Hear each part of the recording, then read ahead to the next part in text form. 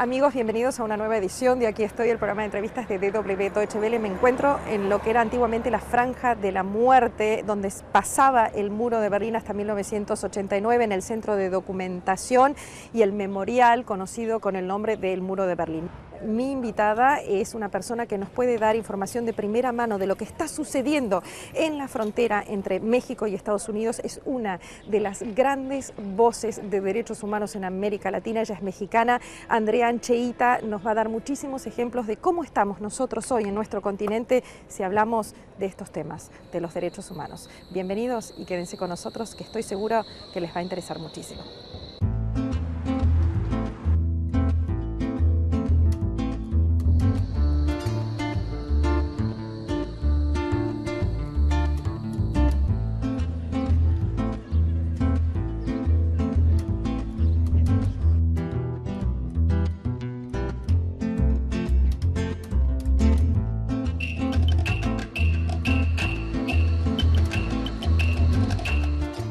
Alejandra Ancheita, un placer tenerte en Berlín, un placer tenerte en Aquí estoy. Bienvenida a la capital alemana, que me imagino que debe ser un respiro a lo que puede llegar a ser Ciudad de México, que es donde vos tenés tus oficinas y donde vos vivís, Alejandra.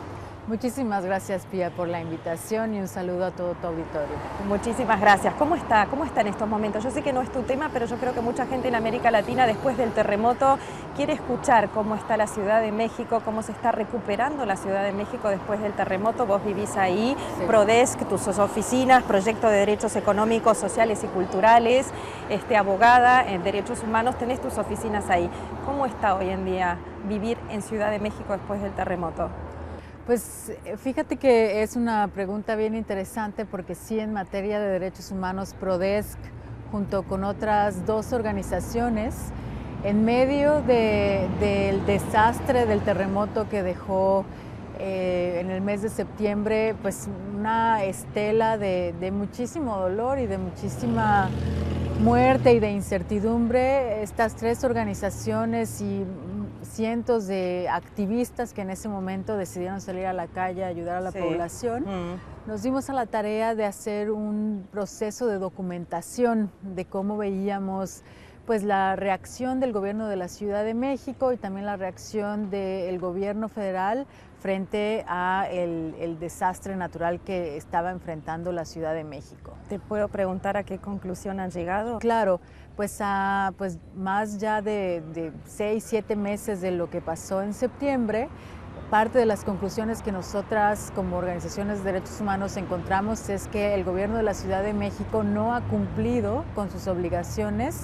de atender de manera pronta y eficaz las necesidades mínimas de supervivencia de las personas damnificadas, es decir, que perdieron sus casas, que no han tenido acceso a ningún refugio que les dé estabilidad y por ende no tienen tampoco acceso a los derechos mínimos como acceso a agua potable, acceso a seguridad social, acceso a la educación. Muchos niños y muchas niñas de la Ciudad de México, que eso es algo que se habla poco, han perdido el ciclo escolar porque a partir del trauma y de algunas escuelas que también se cayeron, no tienen un espacio para ejercer su derecho a la educación. Entonces hay un grave déficit por parte del gobierno de la Ciudad de México de atención a los damnificados y las damnificadas. Y con toda esta problemática que vos me estás contando y con todos estos problemas que están viviendo día a día la población, para darte solamente un ejemplo de la capital mexicana, porque claro, hubo otras zonas también totalmente damnificadas. Entonces mi pregunta, porque vos sos una activista de derechos humanos,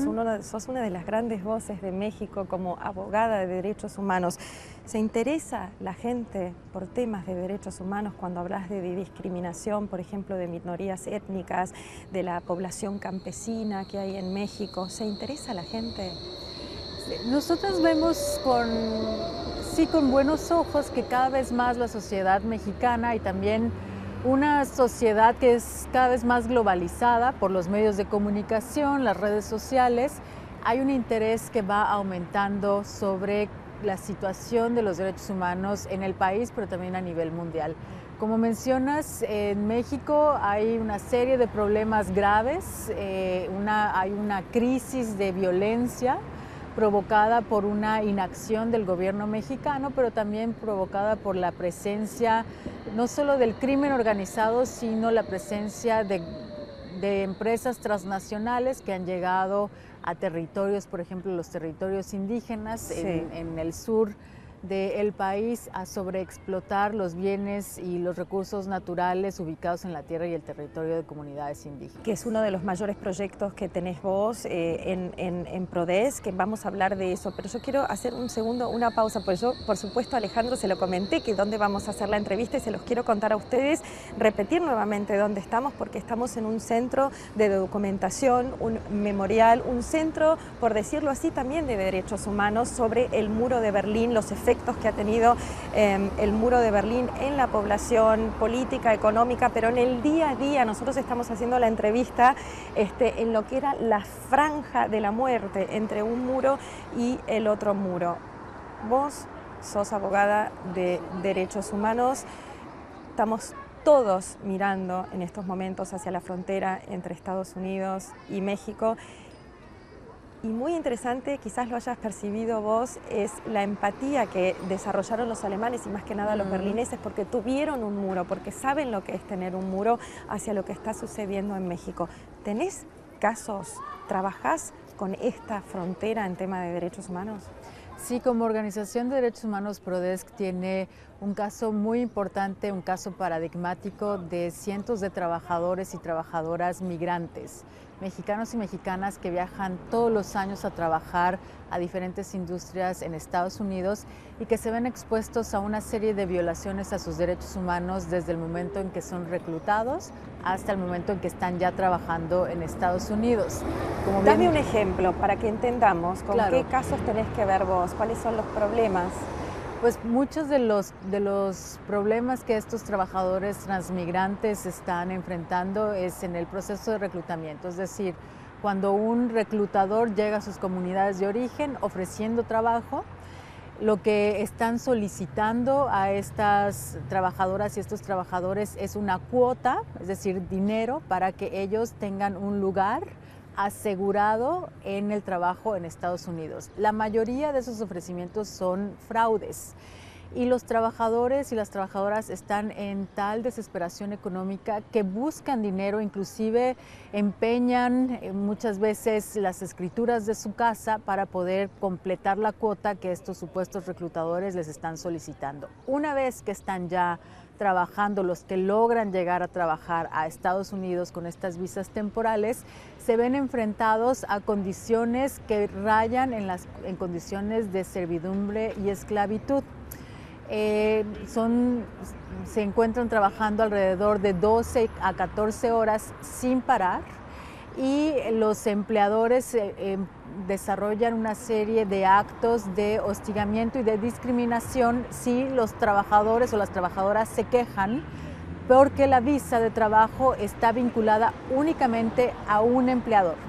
Lo que significa que el trabajador no se puede quejar porque el empleador tiene el poder de retirar la visa y el trabajador tendría que ser deportado de nueva cuenta a México. Si se construye el muro, este famoso, tristemente famoso muro que quiere Donald Trump, ¿cuáles van a ser las consecuencias para México en temas de derechos humanos, vos que estás ahí?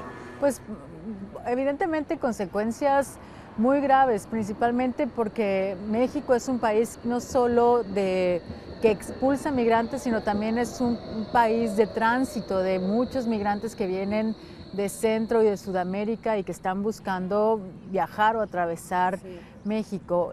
Un muro en esa calidad como lo está planteando la actual administración de Estados Unidos bajo el presidente Trump tendrá, por supuesto, efectos muy similares, guardando las dimensiones al muro que tuvieron aquí en Berlín, que tiene que ver con separación de familias. En la frontera mexicana hay una cultura muy binacional, es decir, que hay familias mexicanas y estadounidenses que viven en ambos lados e inclusive atraviesan la frontera algunas veces solo para ir a trabajar.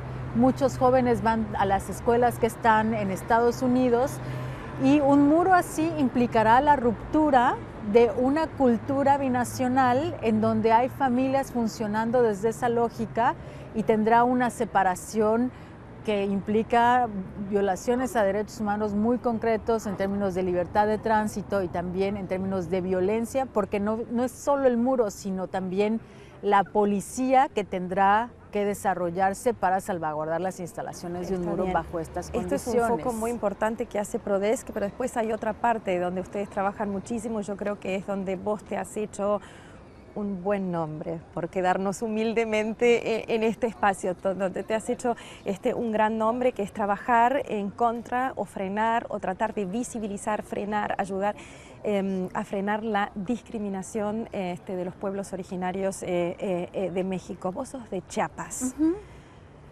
¿Te sentiste alguna vez discriminada? Sí. Yo creo que en diferentes ocasiones me he enfrentado diferentes formas de discriminación. Principalmente tengo que decir que la forma más regular a la cual me he enfrentado es la discriminación por ser mujer. Sin duda, el ser mujer en México implica una situación de vulnerabilidad por ser una sociedad donde todavía los roles de géneros tienen una serie de expectativas hacia las mujeres diferenciadas que hacia los hombres. Y en acceso a la educación, acceso a oportunidades, e inclusive en el ejercicio pleno de mis derechos, he sentido diferentes formas de discriminación, principalmente por ser mujer y en algunas otras por pertenecer en algún momento de mi vida a una clase social que no era la privilegiada, ¿no? El poder acceder a una educación superior cada vez se va convirtiendo más en un privilegio que en un derecho, y siendo una mujer perteneciente a una familia de clase trabajadora, pues la lucha por la educación fue una lucha que tuve que dar plagada de eventos de discriminación. Después de Colombia, México es el lugar más peligroso para los defensores de los derechos humanos en América Latina. Para la mujer aún más. Exactamente, sí, como tú mencionas, en México, pero yo creo que en toda América Latina, el ejercicio de ser defensora de derechos humanos se ha convertido en un ejercicio de altísimo riesgo. Por el hecho de ser mujeres y por tener una expectativa de que las mujeres se quedan en el espacio privado y no necesariamente en el espacio público. Y además de eso, las diferentes formas de amenaza y de violencia. Eso es lo que te quiero preguntar. ¿Hay diferentes formas de hostigamiento, de amenazas, de violencia frente a los defensores de derechos humanos siendo mujer y siendo hombre? Sin duda, sin duda. Y además ha sido ya documentada de una manera muy seria y muy sistemática, por ejemplo, por la red de defensoras, la Red Mexicana de Defensoras de Derechos Humanos, y también otro espacio mesoamericano, que es la Iniciativa Mesoamericana de Defensoras de Derechos Humanos, que en su último informe dieron a conocer las formas específicas en las que las defensoras se enfrentan estos riesgos. Por ejemplo, dentro de estas formas son las amenazas de muerte, pero además de las amenazas de muerte, amenazas siempre de violencia sexual. Hacia las mujeres defensoras, la forma muy característica de hostigamiento es decirles que las van a violar o que van a violar a sus hijas o a sus hijos, que esa es la otra parte del que tienen que enfrentar las defensoras, no solo la amenaza de violencia hacia nosotras mismas, sino también hacia el núcleo familiar, que casi siempre está todavía bajo el amparo de las mujeres, no necesariamente de los hombres. Sin duda también es el ataque a la reputación hacia las mujeres defensoras en diferentes espacios, tildándolas desde locas hasta prostitutas. En algunas comunidades indígenas donde hay varias defensoras mujeres, líderes indígenas, les han creado una reputación de que son inclusive brujas, ¿no? Que están desarrollando una serie de situaciones en contra del desarrollo, y las propias comunidades empiezan a mirar a las defensoras como un elemento de riesgo y no necesariamente una parte importante de la comunidad. Y vos sos considerada una abogada del diablo. Así es. Una abogada del diablo. ¿Qué has hecho para merecer este título? ¿A quién has enojado más? ¿A las bandas criminales o al Estado mexicano? Pues mira, de manera muy interesante creo que ha sido al Estado mexicano y a las empresas transnacionales. Este mote que me pusieron como la abogada del diablo venía en una editorial de un medio muy reconocido, donde se establecía que yo, de manera individual y solita, tenía bajo ataque a alrededor de las 100 corporaciones más importantes a nivel mundial. Y ¡wow! Que estaba... Lo que logra una mujer. Exactamente. Una sola, Alejandra. Pero vos estabas trabajando en un proyecto muy específico, por ejemplo, que me gustaría que lo cuentes, para que cuentes cómo funciona, cómo funcionás vos en el campo. ¿Cómo funcionás vos cuando tenés que ayudar, por ejemplo, a las comunidades agrarias en el estado de Durango con las minas transnacionales? Claro. Contámelo vos.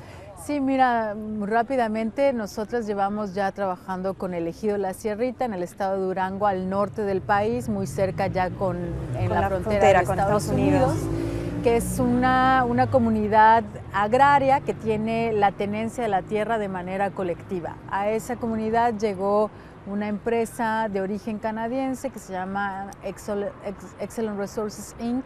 a solicitar la renta de la utilización de las su tierras.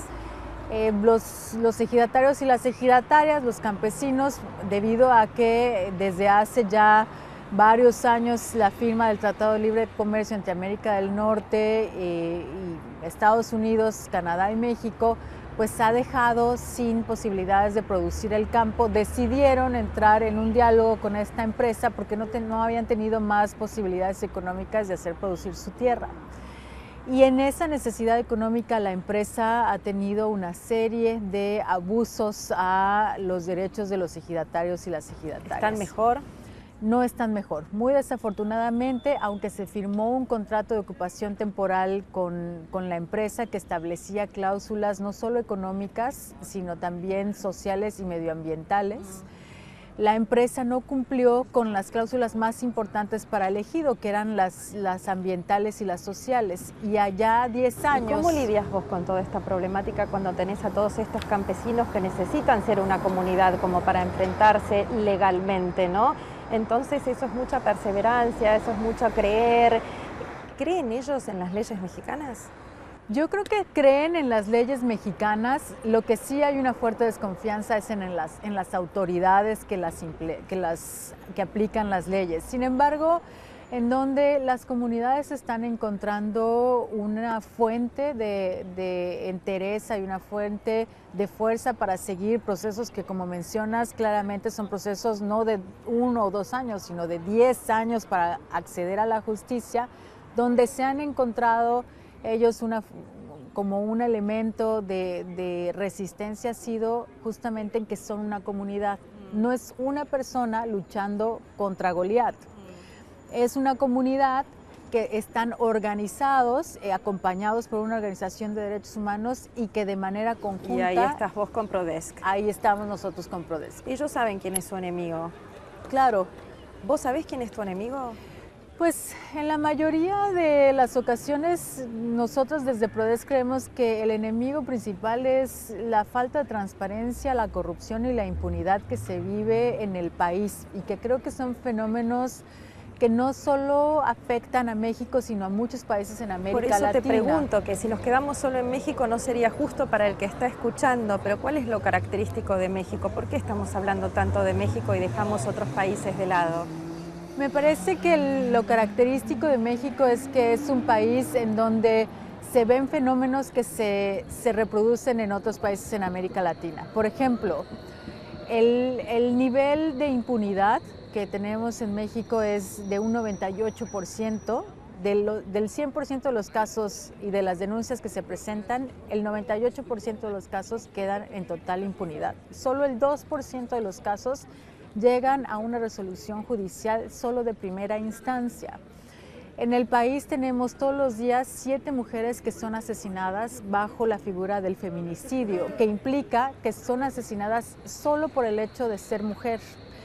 En un país de 100 millones de habitantes, el 64% de toda la población vive en condiciones de pobreza o extrema pobreza y solo 12 familias de una élite económica son las familias que detentan la mayor cantidad de la riqueza y del poder de toma de decisiones que se aplica para todos los demás hombres y mujeres en el país. Además de eso, pues la cercanía obviamente con Estados Unidos y la cercanía con Guatemala, con el resto de Centroamérica, claro, que tampoco lo hace fácil, perdón. Sí, que justo la cercanía con un poder militar y económico como el de Estados Unidos y la cercanía con los países centroamericanos que también tienen una serie de luchas y de asuntos estructurales que están atendiendo, hacen a México un espacio y además una especie de sí como de fenómeno que muchos países están observando porque probablemente parte de lo que pasa en México... Porque hay un poder económico muy importante también que tiene México. Vos no podés sí. ir internacionalmente solo a pedir y a ofrecer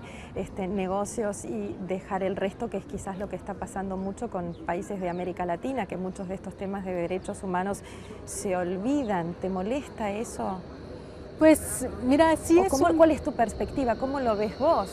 Sí, sin duda es un reto, principalmente cuando como mexicana estás fuera de México y vienes a Europa a hablar de las situaciones tan graves de violaciones a derechos humanos. La percepción de muchas personas en Europa es que México no está tan mal como otros países, que en México la economía avanza, que en México ha firmado y ratificado todos los convenios y tratados internacionales en materia de derechos humanos. Entonces se ha vuelto cada vez más difícil el hablar sobre lo que realmente está pasando en el día a día de la vida de los mexicanos, el aumento de la violencia y la falta de acceso a la justicia frente a esta imagen que sin duda la diplomacia mexicana ha sembrado en toda Europa y en otros países. ¿Cómo es trabajar con miedo? ¿Cómo es trabajar cuando sentís peligro? ¿Qué les contás vos, por ejemplo, a tus colegas alemanes o europeos que trabajan y están muy comprometidos con temas de derechos humanos, pero jamás sintieron y vieron la violencia como la sentiste y la vivís vos en México?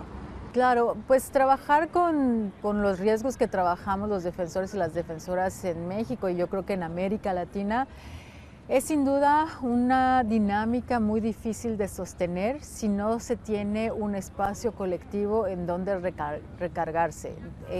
¿Y cuál es tu espacio colectivo? El equipo de Prodesk, tengo la posibilidad de trabajar con un equipo de defensores y defensoras muy comprometidos, muy comprometidas, muy profesionales. ¿Nunca hubo un momento donde vos dijiste hasta acá llegué? Todos los días hay un momento, honestamente, todos los días.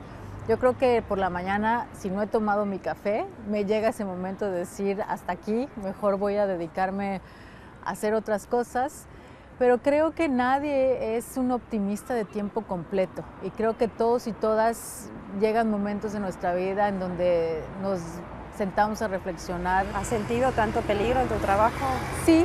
Sí, he tenido momentos en donde he debido salir del país para bajar el riesgo.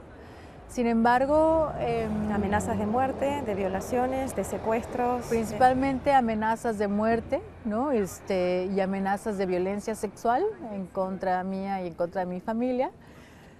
Pero, bueno, el miedo se enfrenta de mejor manera si estamos organizadas y organizados. ¿Crees en el Estado mexicano en el momento que te tiene que proteger? No creo completamente que el Estado mexicano tenga la capacidad de reaccionar ante los riesgos que los defensores y las defensoras estamos viviendo. Hay actualmente un mecanismo de protección que está bajo la Secretaría de Gobernación para defensores, defensoras y periodistas. Y la evaluación que se ha hecho de ese mecanismo es que no está pudiendo cubrir con su función de proteger ni a defensores ni a periodistas. ¿Es una debilidad institucional o es un desinterés? Me parece que es falta de voluntad política por parte del Estado mexicano, porque el Estado mexicano ha mostrado debilidad institucional cuando se trata de violaciones a derechos humanos, pero ha mostrado una gran fuerza cuando se trata de defender los intereses de grandes corporaciones. Te quiero agradecer por esta entrevista, Alejandra. Te quiero agradecer por tenerte aquí en Berlín.